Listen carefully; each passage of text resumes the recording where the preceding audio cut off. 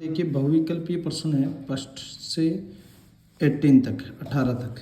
पहला क्वेश्चन कह रहा है वह बड़ी से बड़ी संख्या जिससे 245 और 1029 को भाग देने पर क्रमशः प्रत्येक स्थिति में 5 शेष बचते हैं। देखो बच्चों, इस प्रकार का प्रश्न अगर आपके पास आता है तो आपको करना क्या है, वह बड़ी से बड़ी संख्या, जब भी बड़ी से बड़ी संख्या आ जाए और यहाँ पर प्रत्येक स्थिति में 5 शेष बचे, यानी शेषफल अगर समान बचते हैं, शेषफल यदि समान बचते हैं दोनों का भाग देने पर, तब आपको क्या करना है, दोनों जो संख्याएं हैं, बहुत अच्छा क्वेश्चन है, दोनों संख्याएं जो है, जैसे आपके पास पहला क्वेश्चन है, क्वेश्चन नंबर पहले का पहले, तो दोनों संख्याओं में से बेटा समान शेषफल यदि बचता है तो 245 में से 5 घटा दो और 1029 में से भी 5 घटा दो। 245 में से 5 घटाए तो 240 आ गए और यहाँ पर आ गया बेटा 1024। ठीक है, अब आपसे बड़ी से बड़ी संख्या पूछ रहा है, बड़ी से बड़ी संख्या पूछ रहा है तो आपको करना क्या है, यहाँ पर इन दोनों का HCF कर देना है, यानी मैसे ज्ञात कर देना है। तो यहाँ 240 का मैसे करोगे और यहाँ 1024 का मैसे करोगे। क्लियर है, यहाँ 2 का भाग 120 बार, यहाँ 2 से 60 बार, फिर यहाँ 2 से 30 बार, फिर यहाँ 2 से 15 बार, फिर यहाँ 3 से 5 बार, फिर यहाँ 5 से 1 बार। क्लियर है, यहाँ 2 से आया बेटा 512 बार, 2 से आया 256 बार, फिर 2 से 128 बार, फिर 2 से आया 64 बार, फिर 2 से आया 32 बार, फिर 2 से आया 16 बार, फिर 2 से आया 8 बार, फिर 2 से आया 4 बार, फिर 2 से 2 बार, फिर 2 से 1 बार। क्लियर है, तो यानी यहाँ आपको लिखना है कि 240 बराबर, यहाँ पर देखिए 240 बराबर 2 गुणा 2 गुणा 2 गुणा 2 गुणा 3 गुणा 5, और 1024 का आपको पता होगा बेटा 2 की पावर 10 होती है। आप लिख लो 3 4 5 7 8 9 10। ठीक है, मुझे एक बात बताइए बेटा, यहाँ कॉमन क्या है, तो कॉमन है 1 2 2 3 4, यानी 2 जो है वो 4 बार कॉमन है, बाकी और कुछ कॉमन नहीं है। तो 2 गुणा 2 गुणा 2 गुणा 2, 2 को 2 से गुणा किया 4, 4 को 2 से गुणा किया 8, 8 को 2 से गुणा किया तो 16, 16 का यदि आप भाग दोगे तो बेटा प्रत्येक स्थिति में क्या बचेगा, 5 शेष बचेगा। तो राइट आंसर आपका क्या है बच्चों, 16। ठीक है, अब सेकंड क्वेश्चन है, उस द्विघात बहुपद को ज्ञात कीजिए जिसके शून्य 4 और -4 है। देखो 4 और -4 शून्य, तो बेटा यहाँ पर आप क्या आता है, शून्य का योग और गुणन आता है, शून्य का योग और क्या आता है, गुणक। अगर 2 प्रकार के प्रश्न होते हैं, तो शून्य शून्य दे रखा है, क्या दे रखा है, शून्य। देखो ये अल्फा और बीटा का मान दे रखा है, तो अल्फा और बीटा का मान दे दी, तब आपको कैसे करना है, उस द्विघात बहुपद को ज्ञात करना है। तो द्विघात बहुपद को ज्ञात करना, यहाँ शून्य दिया है बेटा, क्या दिया है, शून्य। तो द्विघात बहुपद बराबर, द्विघात बहुपद बराबर, अगर शून्यकों का योग और गुणनफल दे देता तब कैसे करते, और यहाँ सिर्फ शून्य दिया है तो आप लिखोगे, बोलो x plus alpha, x plus alpha और x minus x plus alpha, x plus alpha और x प्लस बीटा। ठीक है बेटा, यहाँ देखिए x प्लस अल्फा की जगह बेटा +4 और x प्लस बीटा, बीटा की जगह है -4, तो इसको इससे गुणा करोगे तो आपके पास आ जाएगा x² -16, और यही आपका आंसर। ये शून्य दे दे तब करना है बच्चों, कंफ्यूज नहीं होना है। ठीक है, नेक्स्ट क्वेश्चन, क्वेश्चन नंबर आपके पास 3 क्या दे रखा है, अच्छा क्वेश्चन, कि पिता की आयु पुत्र की आयु की तिगुनी है। यदि पिता की आयु x वर्ष है तो 5 वर्ष बाद पुत्र की आयु होगी। ठीक है, देखते हैं नेक्स्ट क्वेश्चन। देखो क्वेश्चन नंबर 3, ये कह रहे हैं क्वेश्चन नंबर 3, पिता की आयु है बेटा x, ये पिता हो गया और ये हो गया पुत्र हो गया। ठीक है जी।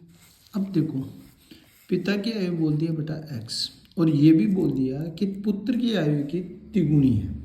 तो मुझे एक बात बताओ, पुत्र को आपने 1 लिख दिया तो ये 3x हो जाएगा भाई। 1 लिखोगे तो तिगुना तो 3x ही होगा। तो आप ऐसे कीजिए कि यहाँ अपने पुत्र को x/3 कर लो। क्या कर लो? x/3, क्योंकि ऑप्शन में भी इसी प्रकार दे रखा है। अरे भैया x/3 करोगे जब भी तो ये 3 गुना होगा, जब ये क्या होगा 3 गुना। अगर मान लो यहाँ 5 गुना होता तो आप x/5 कर लेते और यहाँ 5x लिख देते। या आप ऐसे, अगर ये पिता की आयु नहीं देता तो आप इसको x लिख देते और इसको 3x लिख देते। लेकिन इसने तो ये कह दिया कि पिता की आयु तो क्या है बेटा x वर्ष। क्लियर है? अब बोल रहा है आज से 5 वर्ष बाद। देखो आज से 5 वर्ष बाद बोल रहा है तो ये भी +5 बढ़ेगा और ये भी +5 बढ़ेगा। तो आपसे पूछा है बेटे की आयु, पुत्र की आयु 5 वर्ष बाद पुत्र की आयु, क्या पुत्र की आयु ये हो गई x/3 + 5। ठीक है, ये ऑप्शन दे रखा है तो ये आपका आंसर, ऑप्शन नंबर हो गया सही। क्लियर है? नेक्स्ट क्वेश्चन है बेटा, त्रिभुज PQR व DEF में कोण D बराबर है कोण Q के, कोण R बराबर है कोण E के, तो निम्न में से कौन सा सत्य है? ठीक है, देखते हैं अपन। क्वेश्चन नंबर 4 क्या करें कि त्रिभुज PQR है, ये लो भाई PQR और एक है बेटा त्रिभुज DEF।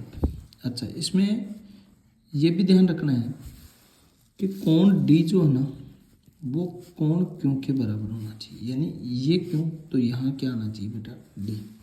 ठीक है, फिर बताओ कोण R वो बराबर होना चाहिए कोण E के, तो यहाँ क्या लिख दिया कोण E, और यहाँ ऊपर क्या ले लिया तो यहाँ ऊपर आपने ले लिया DEF है ना, तो DEF। ठीक है,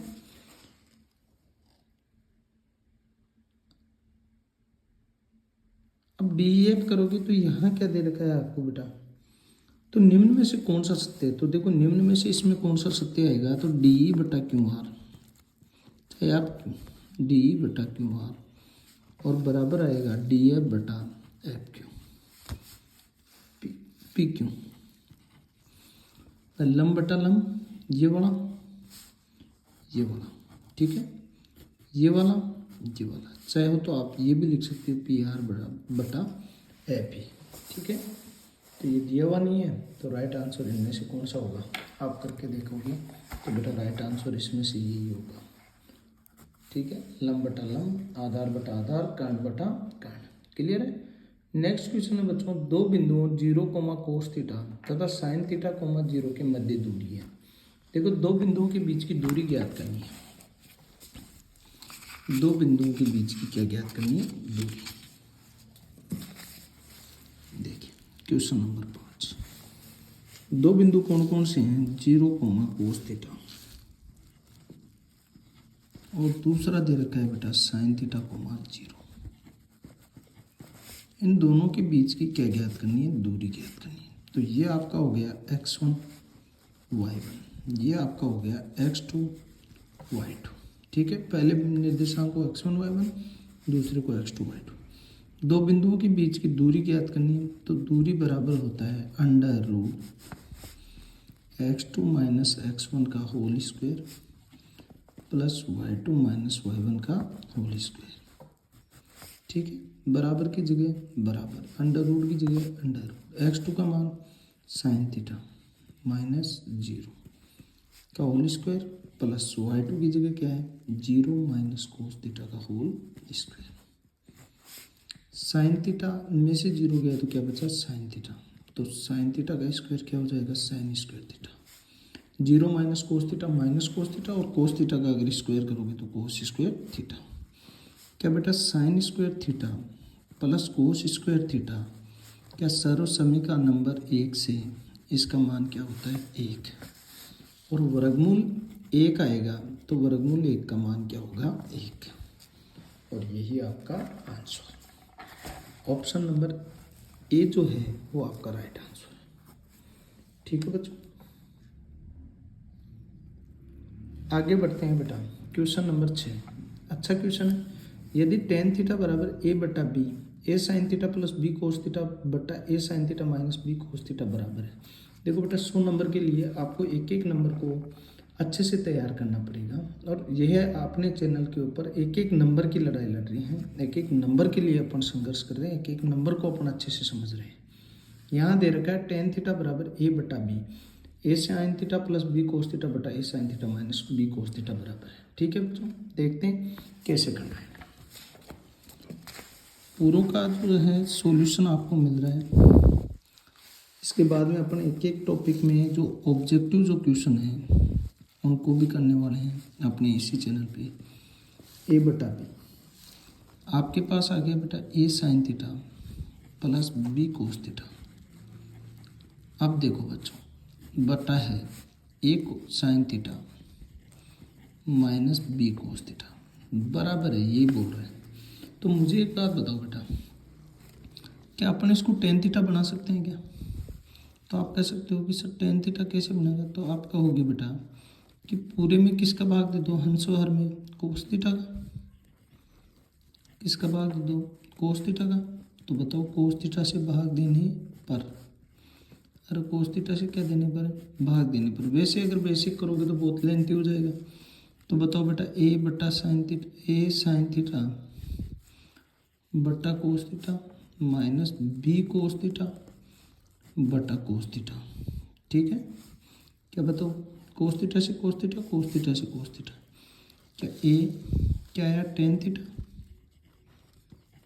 माइनस प्लस बी की जगह बी आ गया, यहाँ बोलो ए टेन थीटा और क्या आ गया बेटा माइनस का बी। क्लियर है? बोलो ए की जगह क्या है? ए। टेन थीटा का मान क्या है? ए बटा बी प्लस बोलो बी बटा ए गुणा टेन थीटा की जगह क्या लिखोगे? ए बटा बी माइनस बोलो बी। क्लियर है? क्या बताओ बेटा ऊपर एलसीएम क्या आ गया? बी। ऊपर एलसीएम आ गया बी, तो बताओ क्या हो गया? ए स्क्वायर प्लस बी स्क्वायर, और नीचे भी एलसीएम क्या आ गया बेटा? बी। तो बताओ क्या बचा? ए स्क्वायर माइनस बी स्क्वायर। क्या बी से बी गया, और ए स्क्वायर प्लस बी स्क्वायर बटा A square minus B square, यही आपका क्या हो जाएगा? आंसर। Option number A. आप चाहो तो इसको ऐसे भी कर सकते हो। देखो टेन थीटा को अपन क्या लिखते हैं बेटा जी? साइन थीटा और बटा कोस थीटा। ऐसे भी आपका राइट आंसर आ जाएगा बराबर ए बटा बी। बताओ जहाँ जहाँ साइन थीटा है बोलो A sine theta plus B cos theta, यही है, और बटा ए साइन थीटा और माइनस बी कोस थीटा। तो बेटा जहाँ जहाँ आपके साइन थीटा है वहाँ तो ए लिख दो, बोलो ए गुणा ए। कोस थीटा है वहाँ क्या लिख दो? बी गुणा बी बटा ए गुणा ए माइनस बी गुणा बी। क्या बताओ? यही है A square plus B square बटा A square minus B square. Clear है? तो आप कैसे भी कर सकते हैं। ठीक है बच्चों, बढ़ते हैं आगे। क्वेश्चन नंबर 7 है बेटा, आपसे पूछा है कि एक मीनार की ऊंचाई उसकी छाया की √3 गुनी है। देखो एक मीनार की जो ऊंचाई है वो उसकी छाया की √3 गुनी है। अच्छा, तो सूर्य का होना था उसको, देखते हैं। देखो मीनार की ऊंचाई, क्वेश्चन नंबर है आपके पास, क्वेश्चन नंबर है 7।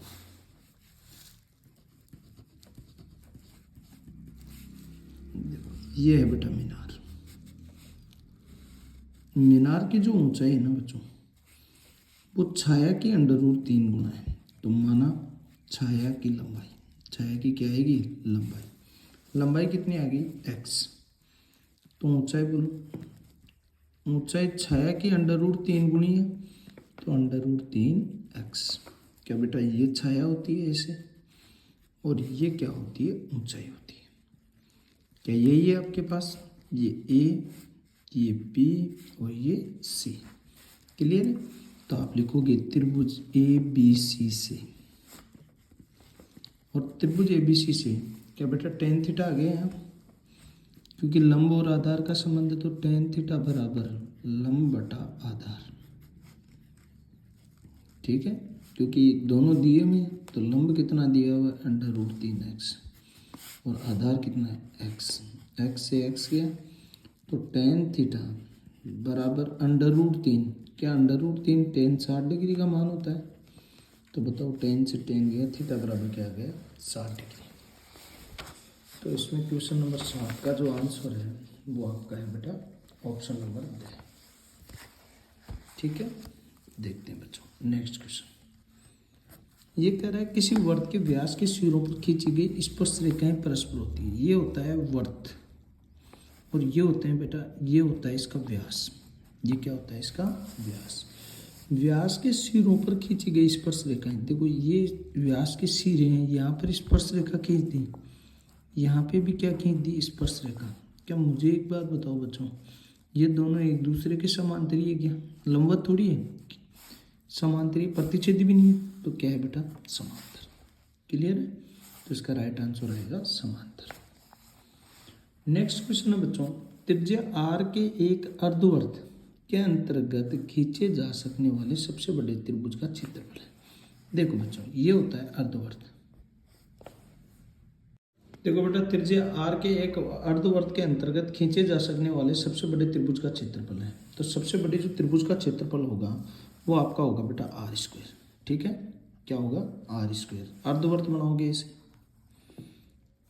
फिर अर्धवर्त ये हो गया, यह अर्धवर्त क्या होगा, ये व्यास हो गया, तो व्यास का आधा त्रिज्या हो जाएगी। ठीक है, फिर यहाँ इसके अंतर्गत एक क्या बनाना है त्रिभुज और उसका क्षेत्रफल ज्ञात करना है, तो यहाँ पर ये आधार गुणा ऊंचाई लग जाएगा। ठीक है ना, तो यहाँ आ जाएगा बेटा r²। क्लियर है। अब नेक्स्ट क्वेश्चन देखते हैं बच्चों, क्वेश्चन नंबर 10। 21 सेंटीमीटर त्रिज्या वाले वर्त का एक चाप केंद्र पर 60 डिग्री का कोण अंतरित करता है, तो चाप की लंबाई होगी। क्वेश्चन नंबर 10 है बच्चों, 21 सेंटीमीटर त्रिज्या वाले वर्त का एक चाप केंद्र पर 60 डिग्री का कोण अंतरित करता है, तो चाप की लंबाई होगी। ठीक है, तो देखो चाप की लंबाई ज्ञात करने का आपको फॉर्मूला बताया था बच्चों, क्वेश्चन नंबर 10। ठीक है, क्वेश्चन नंबर 10 क्या कह रहा है, आपको त्रिज्या दे रखी है, त्रिज्या बोले तो r, और त्रिज्या r बराबर दे रखा है बेटा 21 सेंटीमीटर। ठीक है, थीटा बराबर यानी कोण थीटा बराबर, और कोण थीटा बराबर है 60 डिग्री। ठीक है, आपको पूछी है चाप की लंबाई, तो बेटा चाप की लंबाई पूछी है, तो चाप की लंबाई ज्ञात करने का जो फॉर्मूला होता है वो आपको लगाना है। ठीक है, तो चाप की लंबाई ज्ञात करने का सूत्र होता है पाई r थीटा बटा 180 डिग्री। ठीक है, पाई का मान 22/7 गुणा r की जगह 21, थीटा की जगह 60 डिग्री, अगर बटे के नीचे बटा है तो बेटा यहीं 180 डिग्री ले दो। ठीक है, वो बटे में आता फिर ऊपर लेके जाते, तो 0 से 0, 6 से 3 बार। ठीक है, फिर 3 से ये 7 बार गया और 7 से ये 1 बार गया, 22 को 1 से गुणा किया तो 22 सेंटीमीटर, और यही आपका क्या आ गया आंसर। क्लियर है, तो देखो यहाँ आपके राइट आंसर है बेटा बी, ये ब। ठीक है, देखो नेक्स्ट क्वेश्चन है, यदि दो शंकुओं की त्रिज्याओं का अनुपात है 3:1 और ऊंचाइयों में अनुपात है 1:3, तो उनके आयतनों में अनुपात होगा। आयतनों में अनुपात पूछ रहा है बेटा, शंकुओं में, किसमें, शंकुओं में। तो देखो त्रिज्याओं में अनुपात, तो यहाँ करना है क्वेश्चन नंबर 11। बेटा त्रिज्याओं में अनुपात है तो यहाँ r1/r2 अनुपात को लिखते हैं बटा, और वो है 3/1, 3:1 है तो 3/1। ऊंचाइयों में अनुपात है बेटा h1/h2, और ये आएगा 1/3, यानी 1:3। क्लियर है। अब आपसे पूछा है आयतनों में अनुपात, तो पहले शंकु का आयतन, पहले शंकु का आयतन बटा दूसरे शंकु का आयतन, दूसरे शंकु का आयतन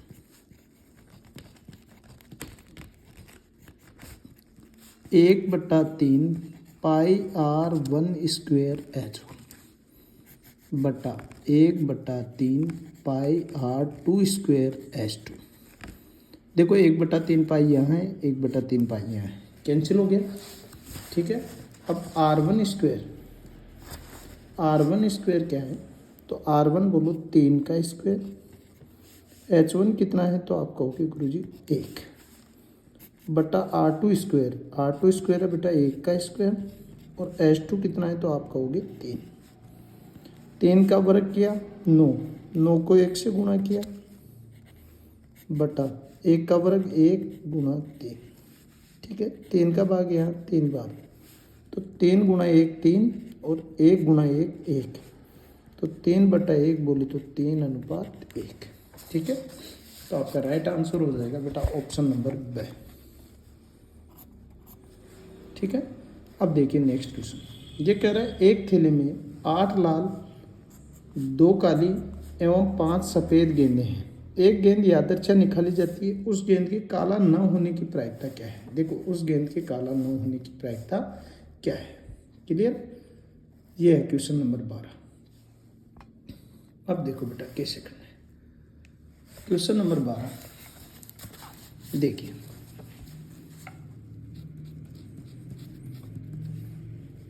क्या कह रहा है 12वां प्रश्न। लाल गेंद बेटा 8, लाल बराबर 8, काली गेंद है 2 और सफ़ेद है 5।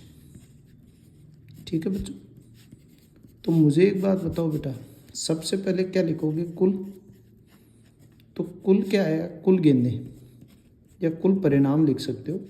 कुल गेंदें बराबर 8 + 2 + 5, 8 और 10 2 10 और 5 15। ठीक है, अब कह रहा है काली गेंद ना होने की प्रायिकता। तो बच्चों काली गेंद ना होने की जो प्रायिकता होती है, काली गेंद न होने की प्रायिकता, तो वो बराबर होती है बेटा, जब भी न होने की आ जाए तो वो होती है बराबर 1 माइनस काली गेंद होने की प्रायिकता। 1 माइनस करोगे तो न होने की आ जाएगी, आने की प्रायिकता। ठीक है, ये है बच्चों। तो बताओ 1 की जगह 1 लिखोगे माइनस काली गेंद आने की प्रायिकता। तो काली गेंद कितनी आ रही है 2, किस में से आ रही है, कुल में से। कुल कितना है 15। ठीक है, तो यहाँ एलसीएम ले लो बेटा, एलसीएम कितना आ गया तो आप कहोगे 15। 1 का भाग दिया 15 में 15 को 1 से गुणा किया 15 से 15 गया तो 2 बच गया, 15 - 2 कितना आ गया 13/15, और यही आपका आंसर। तो ऑप्शन नंबर है बेटा बी, इसका भी राइट आंसर क्या होगा, ऑप्शन नंबर बी। ठीक है, अब देखो बच्चों 12 और 15 का लसअप और मैसअप ज्ञात करना है। संख्या है 12 और 15 का लसअप और मैसअप है। ठीक है, ये ऑप्शन है।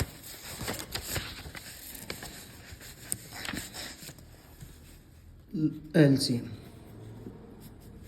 12 और 15 का ऐसे निकालते हैं बेटा, 12,15 बोलो 2 से 6 बार, 2 से 15 बार, फिर 2 से ये 3 बार, फिर ये 15 बार, फिर 3 से ये 1 बार और ये 5 बार, फिर 5 से ये 1 बार और ये 1 बार। ठीक है, तो यहाँ संख्या लिखो 2 × 2 × 3 × 5, 2 दूनी 4, 4 × 3 12, 12 × 5 60। ये तो आ गया बेटा एलसीएम। अब निकालेंगे एचसीएफ। देखो एचसीएफ मैस है, ये 12 हो गया, ये 15 हो गया। क्या बच्चों 12 को ऐसे ही लिख दूँ 2 × 2 × 3, और 15 को क्या लिखोगे 3 × 5। क्या दोनों में कॉमन क्या है, तो आप कहोगे सर उभयनिष्ठ जो है वो है 3। तो एचसीएफ तो कितना है बेटा 3, और एलसीएम कितना है 60। जिस भी ऑप्शन में दिख रहा है वही आपका आंसर। तो राइट ऑप्शन ए। क्लियर है। नेक्स्ट क्वेश्चन है बेटा, अल्फा और बीटा बहुपद x² + 2x + 1 के शून्यक है तो 1/α + 1/β का मान होगा। ठीक है। देखिए next question number 14। Question number 14 क्या कह रहा है बच्चों, समीकरण दे रखा है द्विघात बहुपद x square plus 2x plus 1। देखो के शून्य, तो सबसे पहले इसके शून्य कैसे ज्ञात करोगे, क्या आया एक्स स्क्वेयर, यानी गुणा करने पर एक्स स्क्वेयर आए और जोड़ने या घटाने पर 2x आए, तो आप कहोगे x और x। जोड़ा तो कितना हो गया बेटा 2x और गुणा किया तो x स्क्वेयर, ठीक है। तो बोलो x square plus x plus x plus 1, क्या x कॉमन आ गया तो यहाँ बचा x प्लस 1, प्लस 1 कॉमन आया तो x प्लस 1, यही है। तो यहाँ बताओ बेटा जो यहाँ आ रहा है वही यहाँ आ रहा है, तो x प्लस 1 और x प्लस 1, तो x प्लस 1 बराबर 0, तो x बराबर आ गया -1। फिर x प्लस 1 बराबर 0, तो x बराबर आ गया -1। ये आपका अल्फा और ये आपका बीटा, ठीक है। मान निकालना है बेटा 1/अल्फा प्लस 1/बीटा का, ठीक है।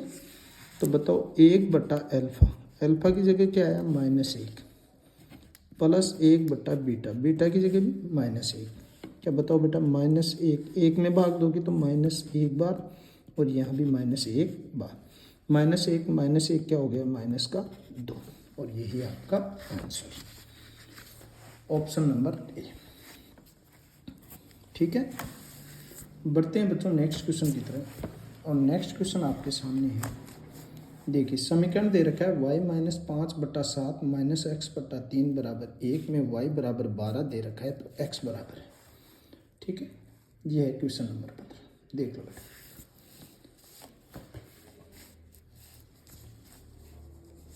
क्वेश्चन नंबर 15 क्या है,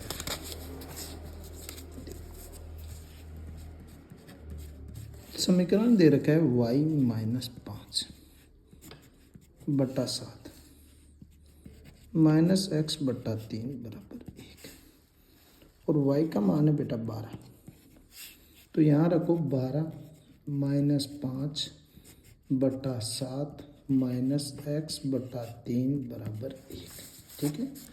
अब देखिए यहाँ बचा बेटा 7/7, यहाँ -x/3 बराबर 1, 7 एकम 7, पक्षांतरण किया तो -x/3 बराबर 1, और इधर 1 था, इधर आगे -1 हो गया, तो बताओ -x/3 बराबर 1 में से 1 गया 0, तो -x बराबर 0 और x बराबर 0, ठीक है। x बराबर 0, तो जिस भी ऑप्शन में 0 आ रहा है वही आपका आंसर, ठीक है बच्चों। बढ़ते हैं next question.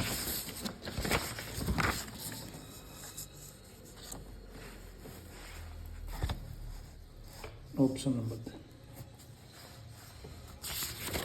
Question number next क्या कर रहा है, देखो अच्छा क्वेश्चन है ये भी।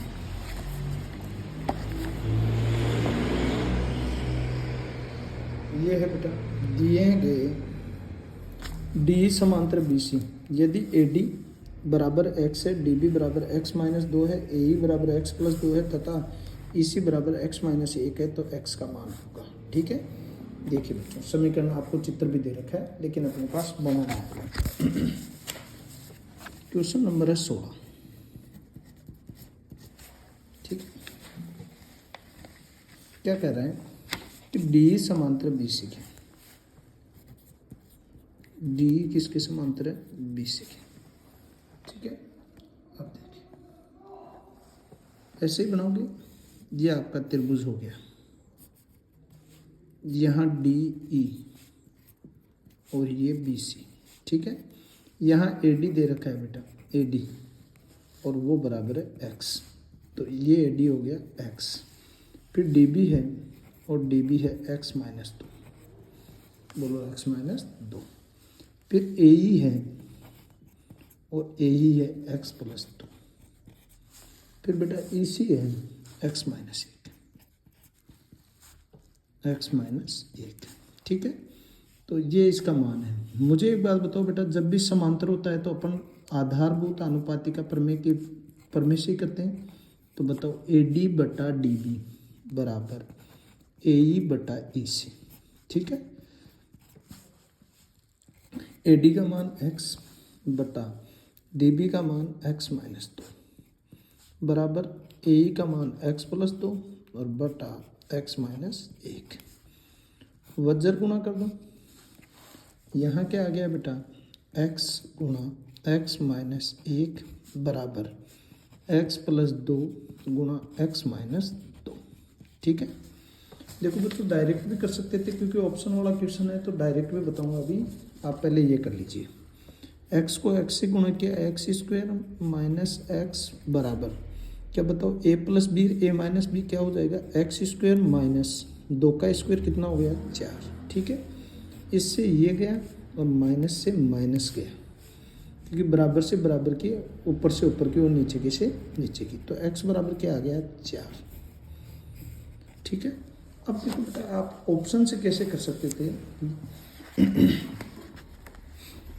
ऑप्शन से आप ऐसे कर सकते थे इनमें से, जैसे आपको पता है कि AD बटा DB x बटा x माइनस 2 बराबर AE x प्लस 2 बटा EC x माइनस 1। ऐसा इनमें से कोई मान रखो जो दोनों तरफ बराबर रख हो जाए। रखने पर बोलो 4 रखा तो 4 बटा 4 माइनस 2, फिर 4 प्लस 2 बटा 4 माइनस 1। यहाँ 4 बटा 2 बराबर 6 बटा 3, काटा तो बेटा 2 बार और ये भी काटा तो 2 बार। बाकी इनमें से कोई रखोगे, कोई सा भी रखोगे तो आपको दिक्कत आएगी। ठीक है, उत्तर नहीं आएगा, बराबर नहीं आएगा।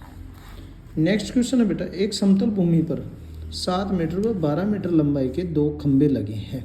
यदि उनके तल से परस्पर दूरी 12 मीटर है तो उनके शीर्ष से परस्पर दूरी कितनी होगी। देखो अच्छा क्वेश्चन है बेटा, क्वेश्चन था क्वेश्चन नंबर 17।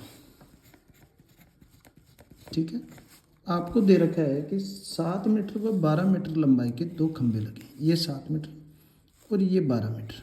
ठीक है, ध्यान से समझना बेटा, ये 7 मीटर है तो मुझे एक बात बताओ, ये यहाँ तक 7 हो गया, ऑब्जेक्टिव है लेकिन बेटा समझना इन क्वेश्चन को। अच्छा, पूरा 12 मीटर का है तो पूरा 12 मीटर का है तो यहाँ से यहाँ तक मैंने क्या ले लिया, एक आधार ले लिया, तो ये 7 हो गया। पूरा 12 का है तो यहाँ तक की दूरी कितनी बची, तो आप कहोगे सर 5 मीटर। समझ गए मेरी बात, यानी 12 माइनस 7 बराबर 5। क्लियर है बच्चों। अब ये कह रहा है कि यदि उनके तल से परस्पर दूरी, यानी ये तल से यहाँ तक जो दूरी है वो 12 मीटर है। ठीक है, ये तल से दूरी 12 मीटर है तो उनके शीर्ष से दूरी क्या होगी, यानी ये ज्ञात करनी है आपको।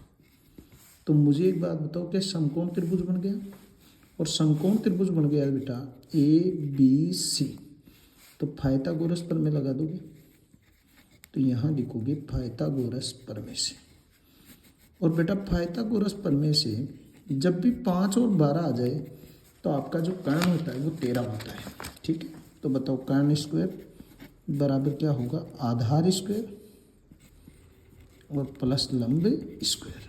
ठीक है, तो कर्ण ज्ञात करना है, आधार 12 का स्क्वायर प्लस 5 का होल स्क्वायर, 144 प्लस 25 169, कर्ण स्क्वायर बराबर 169, तो कर्ण बराबर आ गया √169, तो ये आ गया बेटा 13। ठीक है, तो 13 आपका राइट आंसर।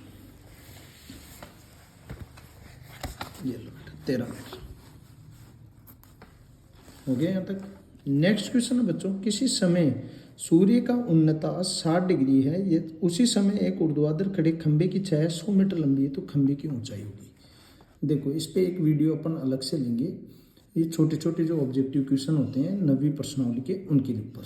ठीक है, देखते हैं। किसी समय सूर्य का उन्नतास, क्वेश्चन नंबर है बेटा 18। ये कोई बिल्डिंग है, उन्नतास यानी उन्नयन कोण, यही है कि बेटा उन्नयन कोण, ये है 60 डिग्री। ठीक है, और खंबे की जो छाया है, छाया यही होती है, ये है बेटा 100 मीटर। ठीक है। आपसे पूछिए खंबे की ऊंचाई, ये ऊंचाई पूछ ली, यहाँ ए, ये बी और ये सी।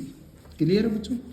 तो बताओ क्या लाल बट्टा कक्का से, इसमें पाइथागोरस नहीं लगेगी बेटा, लाल बट्टा कक्का से क्या लंब बटा आधार वाली थ्योरम लग रही है? लंब बटा आधार जो होता है वो टेन थीटा होता है बेटा, टेन थीटा बराबर लंब बटा आधार, ठीक है। तो टेन 60 डिग्री बराबर लंब ज्ञात करना है और आधार है आपके 100। इसका मान कितना होता है? √3 ए बी बटा 100 बटा 1 कर दो, वज्र गुणा किया तो ए बी बराबर क्या 100 √3 मीटर आ जाएगा और यही आपका आंसर। ठीक है बच्चों, देखते हैं ऑप्शन नंबर ए। अगर आपको वीडियो अच्छा लगे और आपको लगे कि वास्तविकता में मेहनत करवा रहे हैं तो आप चैनल को आगे शेयर करें, सब्सक्राइब करें, ठीक है। नेक्स्ट क्वेश्चन है बच्चों, निम्नलिखित आंकड़ों का बहुलक है। देखो बहुलक इस प्रकार का क्वेश्चन तुमने किया है तो बेटा जो संख्या ज़्यादा बार रिपीट हो रही है, बहुत बार आ रही है, वही आपका उत्तर होगा। तो बताओ इसमें क्या आ रहा है? 2 आ रहा है क्या ज़्यादा बार? तो 2 आ रहा है तो 2 ही क्या हो जाएगा आंसर, ठीक है। नेक्स्ट क्वेश्चन है बच्चों, बिंदुओं a, b तथा -a -b के बीच की दूरी है मात्रक, ठीक है। तो देखते हैं इस क्वेश्चन को। नेक्स्ट क्वेश्चन नंबर 2 का दूसरा है,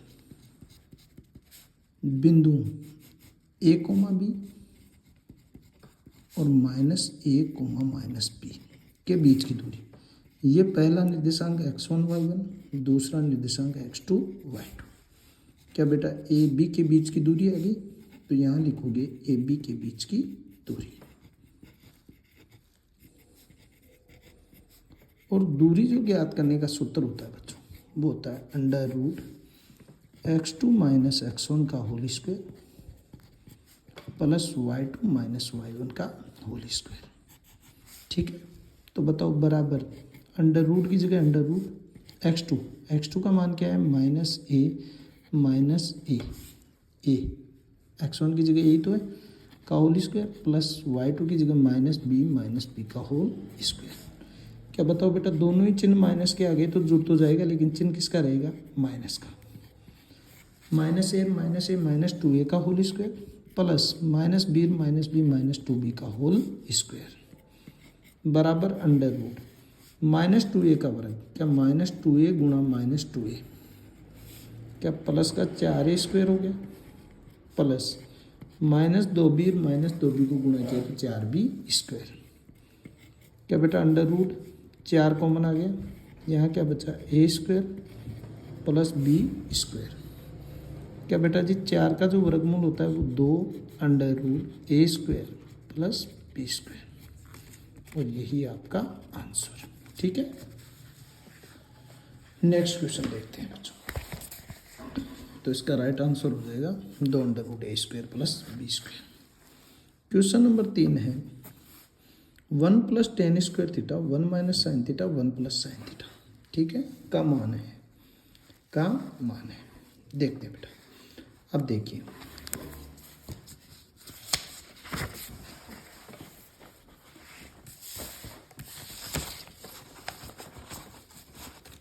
क्वेश्चन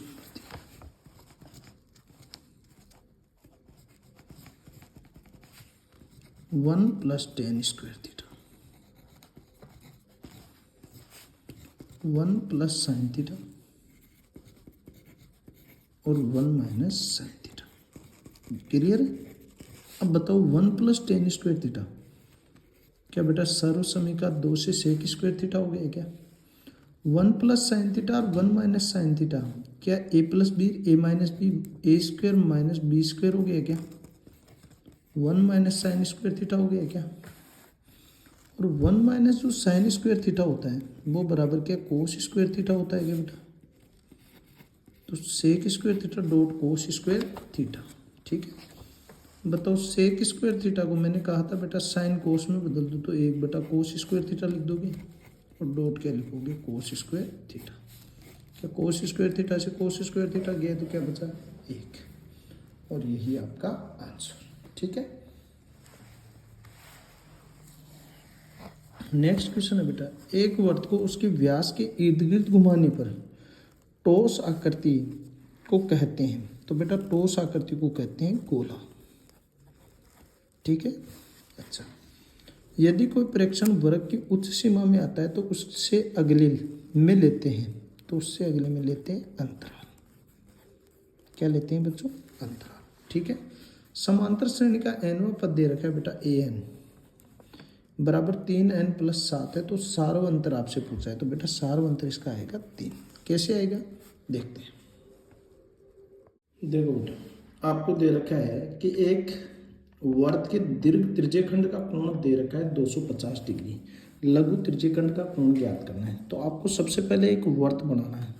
वर्त बनाना है तो आपको ये पता है कि वर्त के अंदर ये तो होता है बेटा लघु त्रिज्यखंड, ये तो क्या होता है लघु त्रिज्यखंड है, और ये जो पूरा होता है ये होता है दीर्घ त्रिज्यखंड।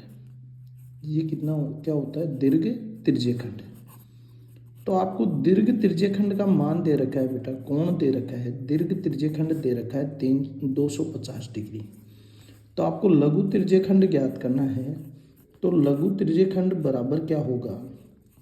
तो लघु त्रिज्यखंड बराबर होगा कि 360 डिग्री, ये पूरा होता है बेटा 360 डिग्री, 360 डिग्री माइनस दीर्घ त्रिज्यखंड का कोण। तो दीर्घ त्रिज्यखंड कितना है? 250 डिग्री दे रखा है। तो 360 में से 250 घटाओगे तो कितने डिग्री आ गया? 110 डिग्री, और यही आपका आंसर। ठीक है, नेक्स्ट क्वेश्चन है, एक थैले में 3 लाल और 5 काली गेंदें हैं। यहाँ लाल गेंद दिखोगी 3, लाल गेंद है 3, काली गेंद है 5, काली गेंद 5, और कुछ दे रखा है नहीं। तो यहाँ लिखोगे कुल परिणाम। लिखने का तरीका यही रहेगा, कुल परिणाम। और कुल परिणाम है बेटा 3 + 5 = 8। ठीक है, आपको ये कह रहा है कि इस थैले में से एक गेंद यादृच्छा निकाली जाती है, इसकी क्या प्रायिकता है? इसकी प्रायिकता क्या है कि गेंद काली नहीं है। गेंद काली नहीं है यानी काली गेंद ना आने की प्रायिकता, काली गेंद न आने की प्रायिकता, न आने की प्रायिकता तो बराबर है 1 - काली गेंद आने की प्रायिकता।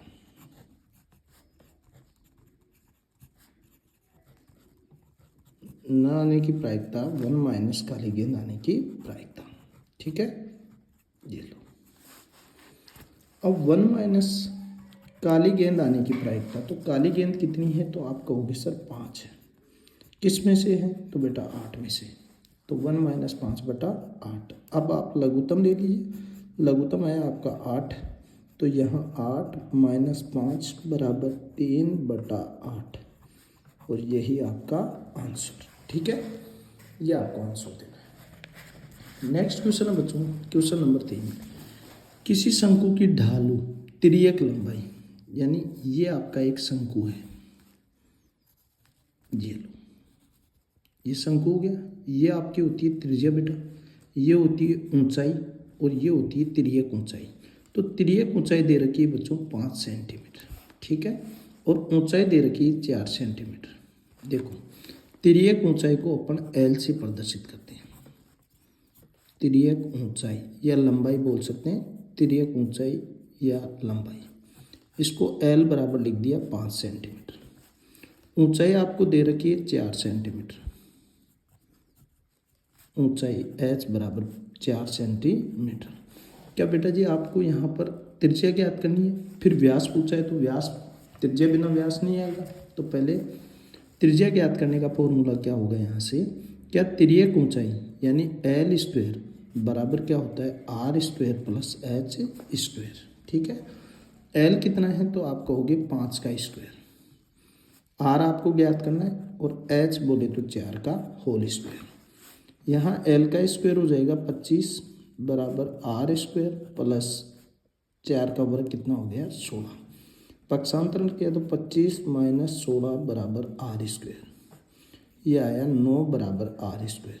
तो आर का मान ज्ञात करेंगे तो √9 और √9 का मान आ गया 3।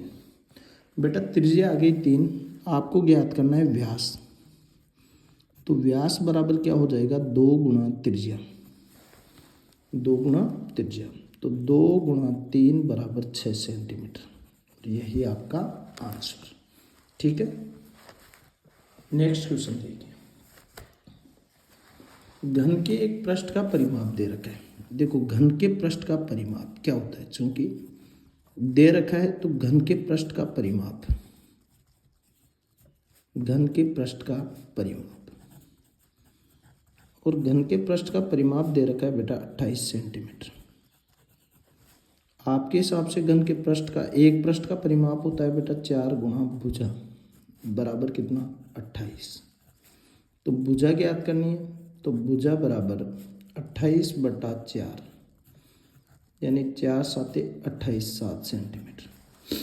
आपसे पूछा है आयतन, तो घन का आयतन पूछा है, चूंकि घन का आयतन, और घन का जो आयतन होता है वो होता है बेटा भुजा क्यूब, भुजा क्यूब। तो 7 का क्यूब, और 7 का जो क्यूब होगा वो होगा 7 गुणा 7 गुणा 7 बराबर 343 घन सेंटीमीटर, और यही आपका क्या हो गया आंसर। ठीक है, बढ़ते हैं नेक्स्ट क्वेश्चन की तरफ। आपसे पूछा है क्वेश्चन नंबर 5 कि यहाँ पर देखिए कि बेटा क्वेश्चन नंबर 5, एक गांव के 32 परिवारों में उसके सदस्यों की संख्या निम्न सारणी के अनुसार है। देखो सदस्य संख्या, इसको आप x से डिनोट करते हो और इसे आप f लिखते हो। यहाँ पूछा है बंटन का बहुलक। देखो बंटन का बहुलक क्या होगा बेटा, अब बंटन का बहुलक देखो तो सबसे पहले जो सबसे अधिक बारंबारता है, सबसे अधिक बारंबारता कौन है, तो आप कहोगे सर 10। अब 10 के जो सामने हैं वो आपका क्या हो जाएगा, बहुलक हो जाएगा। तो बताओ सबसे पहले 6 की बारंबारता का मान सबसे अधिक है, यहाँ बहुलक जो आएगा वो 6 उत्तर आएगा। कैसे आएगा, तो 6 की जो बारंबारता है उसका मान सबसे अधिक है, यानी कितना है 6 की बारंबारता का मान, यानी सबसे अधिक है तो 10। ठीक है, तो राइट आंसर आपका आ गया 6। क्वेश्चन नंबर 5 है बच्चों, एक गांव के 32 परिवारों में उसके सदस्यों की संख्या निम्न सारणी के अनुसार है। ये सदस्य संख्या है, ये परिवार है। इसको आप x से डिनोट करते हो, इसको आप f से डिनोट करते हो। तो यहाँ क्या उत्तर देना है बेटा कि जिस बारंबारता का मान सबसे अधिक है, तो यहाँ देखो किसकी अधिक है, तो आप कहोगे 6 की बारंबारता का मान सबसे अधिक है, 6 की बारंबारता का मान सबसे अधिक है। तो आपका जो बहुलक होगा बेटा, जिसकी बारंबारता का मान अधिक होता है वही आपका क्या होता है आंसर। तो किसकी बारंबारता का है, तो 6 का, तो 6 आंसर। ठीक है, नेक्स्ट क्वेश्चन है बच्चों बंटन 1 6 3 5 7 9 11 4 9। अगर आपको बंटन ही दे रखा है, माध्य पूछा है, सबसे पहले माध्य की बात करते हैं। तो सबसे पहले इसको लिखोगे आरोही क्रम में, आरोही क्रम में लिखने पर। ठीक है, तो आरोही क्रम में आप लिखोगे बेटा, आरोही क्रम का मतलब है छोटे से बड़े की ओर, 1, फिर लिखोगे 3, फिर लिखोगे 4, फिर 5, फिर लिखोगे 7 6, फिर 7, फिर 9, फिर 9, फिर 11। अब इसमें देख लो पदों की संख्या कितनी है, तो आप कहोगे सर पदों की जो संख्या है वो आपकी 9 है बेटा, यानी गिनने पे कितने पद आ रहे हैं, 9 आ रहे हैं। ठीक है, जो कि विषम संख्या है, जो कि क्या है, विषम संख्या है। और विषम संख्या जब होती है तब आपको माध्यक ज्ञात करना है। क्या ज्ञात करना है, माध्यक ज्ञात करना है। तो बराबर होता है बेटा पदों की संख्या, यानी n + 1/2। ठीक है, n पदों की संख्या, तो n कितना आ गया, 9 + 1/2, यानी 10/2, तो 5वां पद। और 5वां पद कितना है बताओ, आरोही क्रम में लोगे तभी राइट आंसर आएगा बेटा। 1 2 3 4 5, इधर से भी 5, तो कौन सा आ रहा है, 6 आंसर आ रहा है। ये तो हो गया आपका बच्चों माध्यक। अब आपको बहुलक पूछा है, तो बहुलक मुझे एक बात बताओ, यहाँ पर 9 कितनी बार आ रहा है? 9 की बारंबारता जो बंटन है वो अधिक बार आ रही है, तो बताओ राइट आंसर आपका क्या आ जाएगा? 9 आ जाएगा। ये बहुलक हो गया, ठीक है, ये बहुलक आंसर। ऐसे करो। अच्छी प्रकार से फेंटी गई 52 पत्तों की एक गड्डी में से एक पत्ता इक्का न होने की प्रायिकता ज्ञात कीजिए। बताओ कुल पत्ते कितने हैं?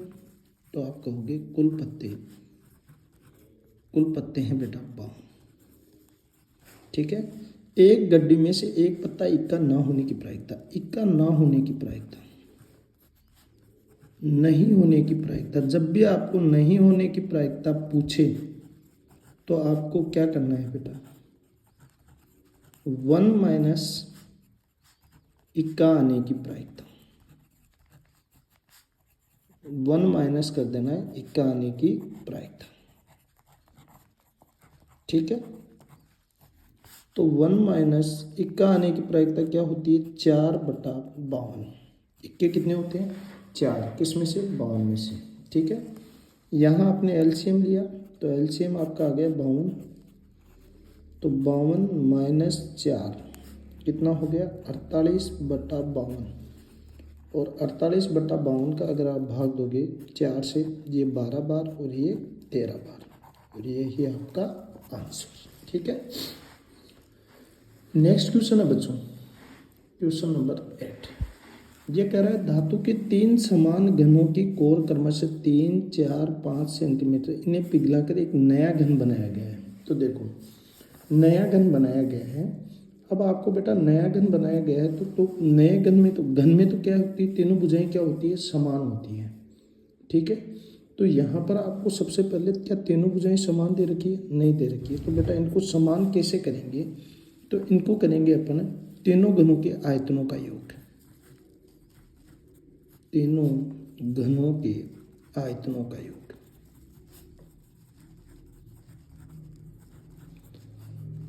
तीनों घनों के आयतनों का योग। तो बताओ 3 का घन प्लस 4 का घन, इस प्रकार का जो भी क्वेश्चन है उसको ऐसे ही करना है, प्लस 5 का घन। 3 का घन होता है 27, 4 का होता है 64, 5 का होता है 125। इनका बेटा योग किया आया 216 घन सेंटीमीटर। अब इससे आपके पास भुजा आ जाएगी। बताओ नए घन का आयतन पूछा है, नया घन बनाना है, तो नए घन का आयतन, नए घन का आयतन, और नए घन का जो आयतन होता है वो बेटा यहाँ दे रखा है 216। आपके हिसाब से नए घन का आयतन क्या होता है? तो आप कहोगे भुजा क्यूब, और भुजा क्यूब यहाँ कितना दे रखा है? 216। अगर मैं भुजा ही पूछूं बेटा तो 216 का घनमूल हो जाएगा, और 216 का जो घनमूल होता है वो कितना होता है? 6, और 6 सेंटीमीटर। क्लियर है? देखिए बच्चों नेक्स्ट क्वेश्चन। प्रथम 10 प्राकृत संख्याओं का माध्य है। देखो बेटा प्रथम 10 प्राकृत संख्याओं का माध्य है। प्राकृत संख्या 1 से प्रारंभ होकर अनंत तक जाती है, यानी इनमें अंतर समान होता है। 1, 2, 3, 4, 5, 6, 7, 8, 9, 10, ठीक है। एक तो बेटा क्या होता है? राशियों का योग बटा राशियों की संख्या करो, या फिर अगर अंतर समान होता है तो पहला पद प्लस अंतिम पद और बटा 2 कर दो, तो 11/2 यानी आया 5.5। ई बराबर दे रखा है बेटा 0.05, तो पी ई नहीं की प्रायिकता है। देखो चूंकि हम जानते हैं पी प्लस पी डैश और वो बराबर होता है बेटा 1, ठीक है। ई डैश का मतलब होता है नहीं है, यानी पी ई नहीं है। तो बताओ पी ई का मान 0.05 प्लस पी डैश और बराबर क्या हो गया? 1। क्या बेटा पी डैश का मान ज्ञात करोगे तो यहाँ क्या हो जाएगा? 1 माइनस 0.05, 1.00 0.05 घटाना है। बताओ 10 में से 5 गया 5, यहाँ क्या बचा बेटा? 9, यहाँ क्या बच गया? 0। तो राइट आंसर आ गया 0.95। क्लियर है? यही आपका नेक्स्ट क्वेश्चन है, दो बेलनों के आधार की त्रिज्या देखो R1 और R2। जब भी त्रिज्या अनुपात वाला प्रश्न आए तो बेटा ऐसे करना है 2/3, ठीक है, 2:3। और ऊंचाइयाँ दे रखी है H1 और H2। ये कितना दे रखा है 5/3। बेलन के आयतनों का अनुपात, तो बेलन के जो आयतनों का जो अनुपात होता है वो आपको है V1/V2, यानी पहले आयतन का अनुपात बटा दूसरे आयतन का अनुपात। बोलो पाई R1² H1 बटा पाई R2² H2। पाई से पाई क्या, यहाँ बेटा R1 2 का वर्ग गुणा H1 5, R2 3 का वर्ग गुणा 3। बताओ 4 गुणा 5 बटा 9 गुणा 3। 4 को 5 से गुणा किया 20/27, और 20/27 को क्या लिखोगे 20:27, ठीक है। नेक्स्ट क्वेश्चन है बेटा, वर्ग 90 से 120 का मध्यमान ज्ञात कीजिए। देखो बच्चों, मध्यमान आ जाए या परिसर आ जाए, जब भी आपको इस प्रकार का प्रश्न पूछे तो क्या होता है, पहला अंतर, पहला प्लस अंतिम, यानी 90 प्लस 120 और बटा क्या कर देना है 2 का भाग दे देना है। तो 90 और 120 हो गया 210, और 210 में यदि 2 का भाग दिया तो आया 105, और यही आपका आंसर। क्लियर है बच्चों, ये था आपका मॉडल पेपर 5। और मॉडल पेपर 5 के खंड 1 का जितने भी ऑब्जेक्टिव क्वेश्चन थे उनको अपन ने क्लियर कर लिया, ठीक है।